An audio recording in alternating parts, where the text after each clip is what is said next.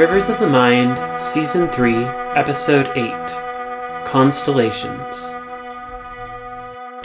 Welcome to my home. I do not know how it compares to the homes in California, but I pray you will be welcome. Thanks for inviting us to stay with you, sir. Of course. This place is beautiful. Like the whole city, I mean. Thank you, madam. I am grateful that you find it to your liking.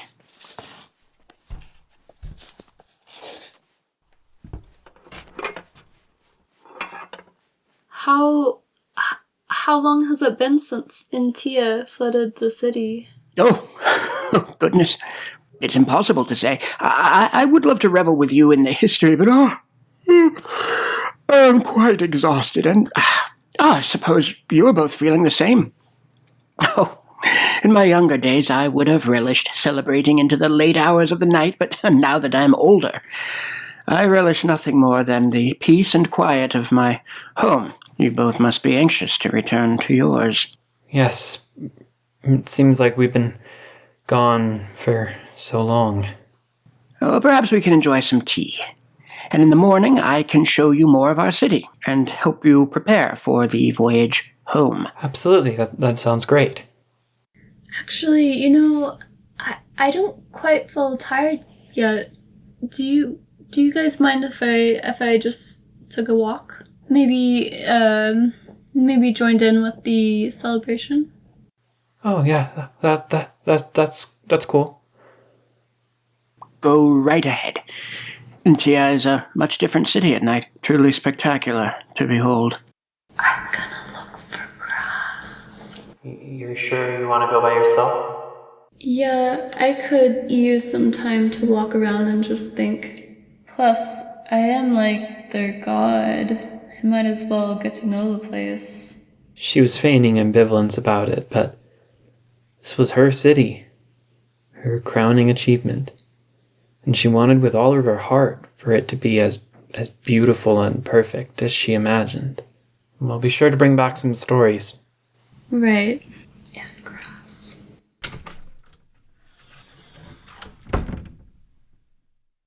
Right then.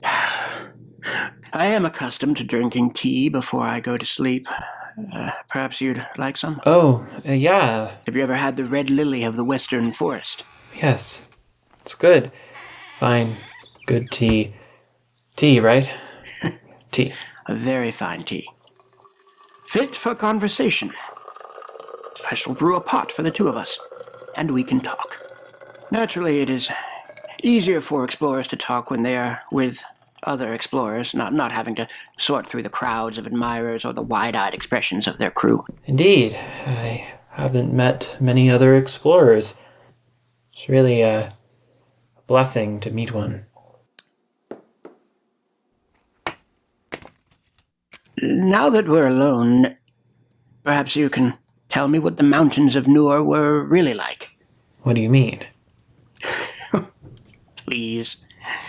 You strike me as a man of science, something I appreciate. I, for one, follow the botanic arts, but I've been working to compile a book of the world's plants. Oh, okay.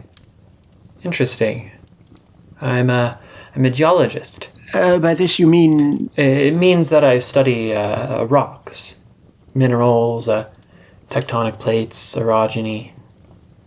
Interesting. And this is what brought you to the mountains of Noor? Yes. So the mountains of Noor, I was an intern at this lab in Washington once, so I just substituted what I knew about the Cascades. Deep under this vast ocean to the west, there's something called a divergent plate boundary, where the ground is spreading and forming new crust.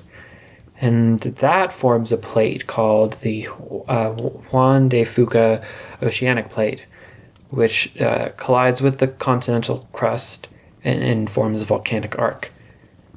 The volcanoes there have formed a layer of what we call igneous rock and an impressive mountain range called the Mountains of Noor. It's still volcanically active, actually, which threatens a great harbor city called Seattle. I'm unfamiliar with some of this terminology, but these plates, are they similar to what one finds in the open doldrums? Yes? I think so. The doldrums. I felt a connection with the energy that produced their flickering blue suns. And I felt intertwined with that energy as it became matter. That was them, the doldrums, creeping towards us like glaciers closing in from all sides. When he said the words, I could see what they looked like.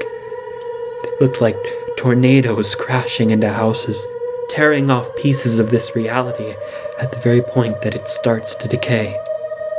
And I could feel it decay. I could feel the energy, the pulse of mine sustaining the world, recede. And I felt something like the ocean pulling sand underneath my feet. I felt the mind in which I was stranded coming unwoven. Dedjerba looked at me. He thinks I've been lost in thought.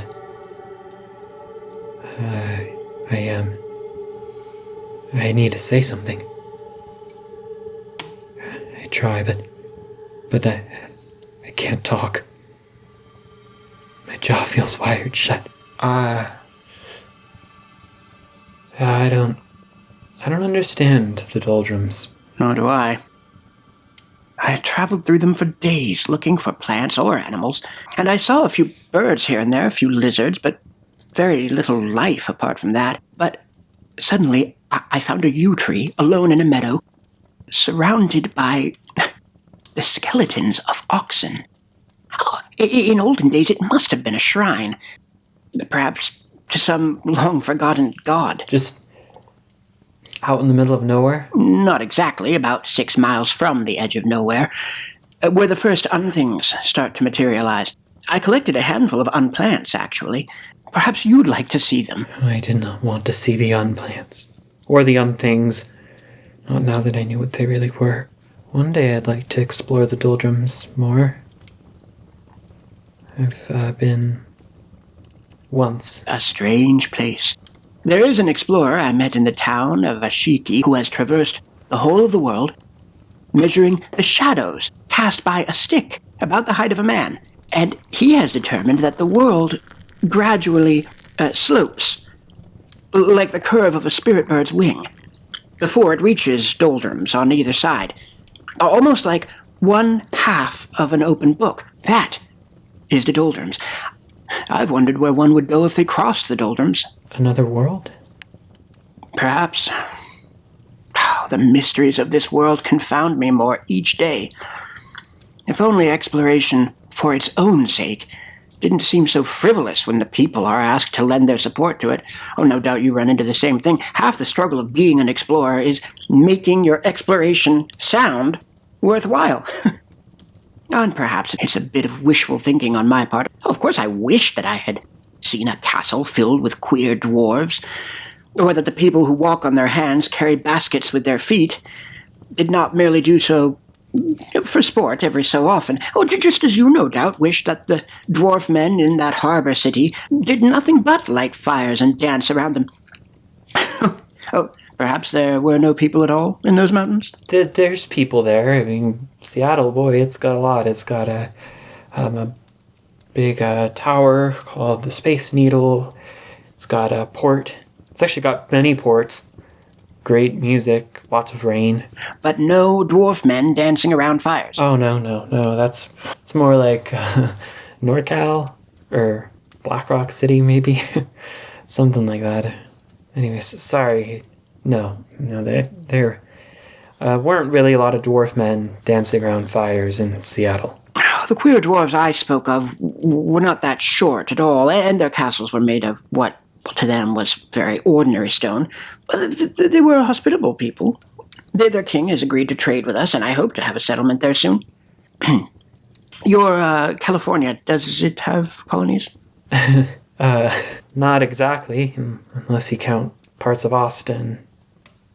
The people of California there's just so many people out there, so they move around a lot, and it's water is really expensive, and houses are really expensive. It's like really expensive to live there. So, and Dedjerba was certain that I was trying to circumlocute a figure of speech for which there was no word in this language. Right. I think I understand what you are trying to say. You must be traders of some sort. No doubt some clever, shall we say, promotion on the part of your people for the name of your country to become so renowned. I'd love to visit one day. So, the rest of your party, did they really perish in the fire swamp? Yes. Oh, I'm sorry to hear that. I've lost people on my voyages as well. Good people. Sadly, the ones who fare the poorest are the ones who volunteer the most often. The wide-eyed, adventurous types, few of them capable of seeing past the things they expect to see. Always tragic when I return home. Sometimes, through all the cheering, I feel like we should be mourning. Something about returning home can always be so... well, you know. You feel forced to put on a show, like a spectacle. And you can't keep up the show forever when you really just need a cry. The people want to cheer, and so you have to let them cheer. But it does seem like you like it on some level when everyone's cheering for you. You're perceptive. I suppose I do. You didn't seem to enjoy it. No, I guess I didn't. But it's been a while since I've gone back home. I've been away for too long. And I've seen a lot of suffering. It feels like I've lost some of the joy that I had before. Some of the hope. Now I just want to go home. I don't know what I'll do when I get there. But I want to go home. Do you have a family? I do. A sister. 2 good parents. Ordinary, hard-working folks. They live in a city called Sacramento. It's in the middle of California. I do kind of wonder, if maybe they've started to look for me. I haven't heard from them in a long time. I lost contact with them after the fire swamp. I don't really think that they understand either, why I left to become an explorer. And I don't think that they'd understand what I have to tell them about what I've seen or done while I was exploring. And what of your navigator? She lost her family a long time ago. I see. A tragic lot you are, no? We should get you drinking more than just tea. Have you ever tried opium? I can't say that I have. But, miraculous stuff. Yeah, red lily tea's fine for now. How about you? Do you have a family? My family lived on the banks of this river. When they built the levee, the elders of Antia came to their village and offered them new land in compensation for their losses. The people took their shrines, their houses, everything they owned, and they moved to the hills, which soon became the beaches of the Great Lake. He had heard the stories when he was younger, and he'd heard them told in many different tones, by many different kinds of faces, by distant voices with uninhabited stares, by cynical scowls tapping fingers against a wooden table, jokes told between his older brothers that he was too young to understand. And now, He needed to choose which voice to tell the story in. I grew up after all this transpired, at a point where the village had begun to rupture. Well, to the old, the new site on the lake's edge seemed an aberration. To the young, it was all we had ever known. Intia, the city they built by the dam, seemed like the center of the universe when I was a child. And to the elders, it seemed like an intrusive giant. But there was wealth to be gained in trading with them, and so we harvested grain, tapped crude oils, and chopped wood. The people would place their grains and oils and lumber into the boats bound for Intia when the morning light was low. And days or a week later, depending on the wind, their sails would darken the horizon, bearing loaves of bread, distilled fuel for the lanterns, furniture carved in the factories. I loved watching boats from the lakeshore. I would stay there all afternoon sometimes, watching them come and go. And I longed to one day board one of the boats and see the city. It was surely a glorious city to be the destination for all the things my family planted in the spring, collected in the summer, and cut down in the fall. To have taken possession of the places that were once our shrines. To have earned so much power, so much prestige. And now that I am an old man, I have learned it is only one of many cities. That Intia is just another lonely centerpiece to a constellation of much smaller cities, of which there are many, that few beyond the hills to the horizon have even heard its name. My family does not believe me when I tell them this. They are growing old. My brothers and sisters still speak of Intia as though it is the crown jewel of all creation. My parents, as though it is a giant who has already conquered the whole earth. I am building a garden there, to house plants from foreign lands, in the village where I was born. It has one thing Intia by its nature does not have: solid ground. Its earth can spring forth life. I would like that village to become something. To be a place where people from Intia will travel with wide, awestruck eyes and curious minds, and maybe one day the center of its own constellation. Radiating off of Intia, sure, but a constellation nonetheless. I'm fearful of what this will mean to them, of course, but perhaps it will open their eyes to the existence of those other countries they will inevitably begin to join on to, until the sky is a confusion of stars, interwoven to the point of non-existence. Let them learn of them. Instill in them a fascination with exploration, with science, with the pure and humble pursuit of knowledge about this strange, marvelous world. That's my dream for my family city. Dedjerba stared with a forlorn sparkle in his eyes down at the trembling cup of tea in front of him. He had a bittersweet smile across his face. But there was something that bothered me about what he was saying, and I couldn't stop thinking about it. He'd said the word constellation. But there were no constellations here. He had never seen a constellation. He didn't know what that word meant.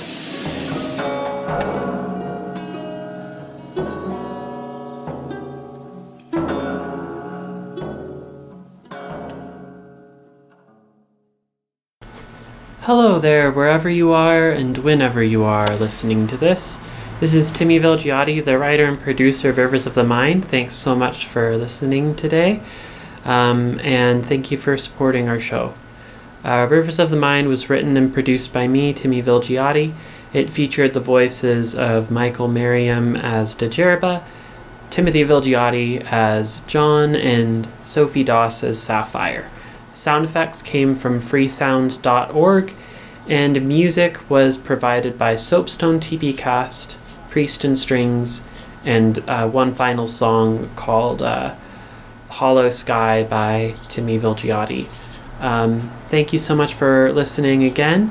And if you like the show, please leave a review on iTunes or Spotify or wherever else you're listening. And please consider supporting us on Patreon at patreon.com/TimmyVilgiate. Remember, I believe that was postponed a week, so it should be coming out, I think, sometime today or in the very near future. Remember to check out The Cenacle from Scripter Press New England. Our first and second episodes are being posted in that journal, which is super exciting. Thank you, everyone, and have a great day. Bye.